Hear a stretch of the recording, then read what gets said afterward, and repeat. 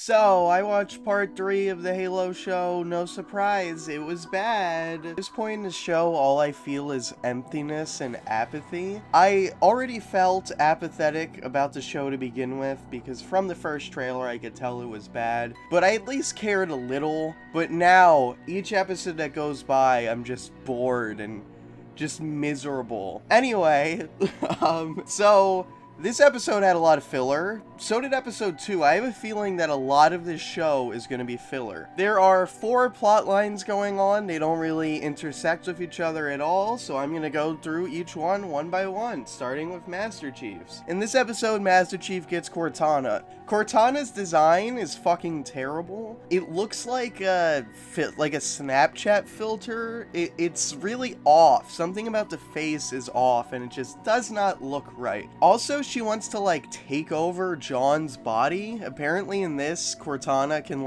physically take over John's body. Personality wise, she is kind of like Cortana. It's nice seeing her. It's one of the few times I've been like, wow, that resembles something from the games I like. Master Chief also touches the Forerunner artifact while UNSC scientists study him. Master Chief also gets some more flashbacks. You always get flashbacks when you touch the flashback item artifact thing. The Forerunners built this with the express purpose of giving people who had their memories locked off flashbacks. It makes perfect sense, guys. Master Chief takes out his anti-emotions thing, and we get a scene where he walks around and is experiencing emotions. He listens to some music. We also learn some more about his backstory. Master Chief was on a uninhabited planet that was part of a UNSC colonization thing. We see a little bit of his dad. His dad seems like an asshole. Also, as a kid, Master Chief was obsessed with the Forerunner artifact, possibly found a larger version of it, and would draw it constantly like a little kid in a horror movie. So, Master Chief has always been connected to the Forerunner artifact since he was a kid, because this show's fucking stupid. Also learned that a plague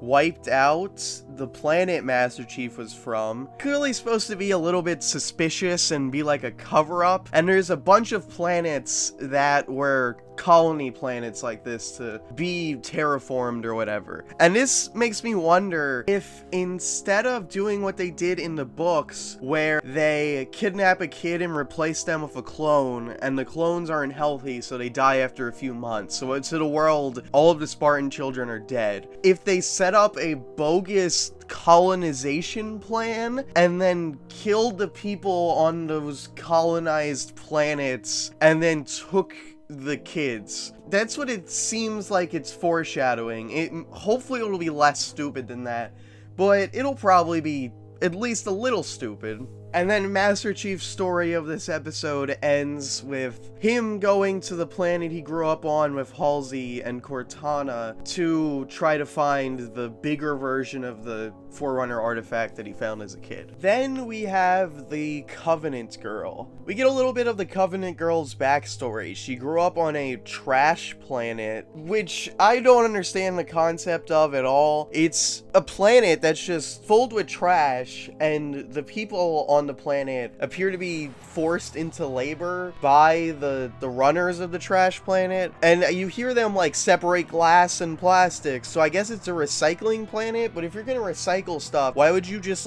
dump 60 tons in a pile and then have people go through it instead of doing it in a more efficient way? Anyway, we see this for 5 seconds. She's a little girl and she's friends with a little boy, and the little boy gets beat to death for not working, and then the Covenant show up and they take her because she's one of the special humans that can interact with the Forerunner artifact. And then in present day, the Covenant Girl has grown up to have dyed blonde hair, and she is trying to infiltrate the UNSC to find out where their base of operations are and find out where the Forerunner artifact is. Now, if you were a human that was evil and worked for aliens, how would you try to infiltrate them? Well, she has a brilliant plan that totally makes sense. She gets a Covenant Corvette has it completely empty except for her and some Golo worms. She flies it near a UNSC patrol ship. The patrol ship scans it. They say, oh, we don't have any readings. They could have just shot it immediately on sight. That would have fucked up her plan. Then with a walkie-talkie, she says, hey, UNSC ship, I'm the only person on this Covenant ship, and I'm a prisoner. Send a shuttle over so I can come on your ship. And the UNSC people are like, oh, well, this makes perfect sense. So then she gets a shuttle over. They send over an unmanned shuttle, and she gets on it. She gets on the ship, and then she has a bunch of Golo worms attack. Now, if you're confused what Golo worms are, they're hunters. Hunters are like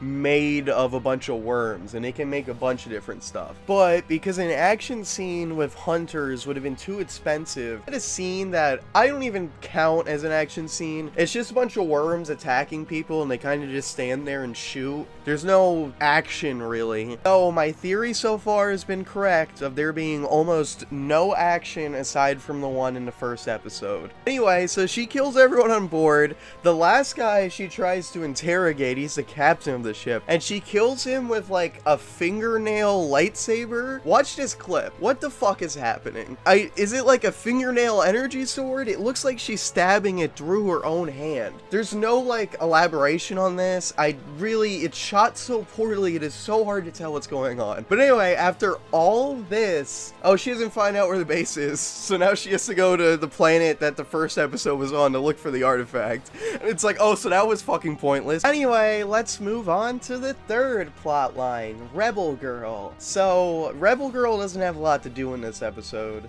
She walks around Omega and complains about how she wants to go back to her homeworld to fight against Nazi guy. Soren is being really weird and creepy out of nowhere. He seemed completely normal in the next episode. This episode, several times, he's threatening to murder her and being like, I would have killed you if I didn't make a promise to John, which is just so fucking weird. Soren's wife, who is the worst actress in this show, she's doing a really weird voice, and her costume is like a cyberpunk noir costume. I don't really know how to explain it, and I don't think these screenshots really show it, but it's like a dress with two leg slits with stockings underneath. She has like weird white hair, and she looks like she's from like Cyberpunk 2077, like a cyber noir thing. And then eventually, after walking around and complaining and saying, Soren, take me to Madrigal. Soren, take me to Madrigal. She says like, oh, I can give you money, you know, my dad, he was the governor of Madrigal, and he goes, okay, fine, I'll take you there. But I'm getting money either way, because if you don't have money, I'm gonna turn you into the bounty hunters. Which once again is weird. He's like a weird, morally ambiguous guy all of a sudden. So that's all the plot lines. This episode was less boring than last episode, but still very boring, still a good amount of filler. And just to repeat my two predictions that I'm willing to bet money on, that I've called since the beginning, one or more members of Silver Team is gonna fight Chief, and Covenant Girl is gonna have a redemption arc. Anyway, thanks for watching. Let me know your favorite Xbox 360 game in the comments, and be sure to like and subscribe for more content. Thanks for watching. Bye bye.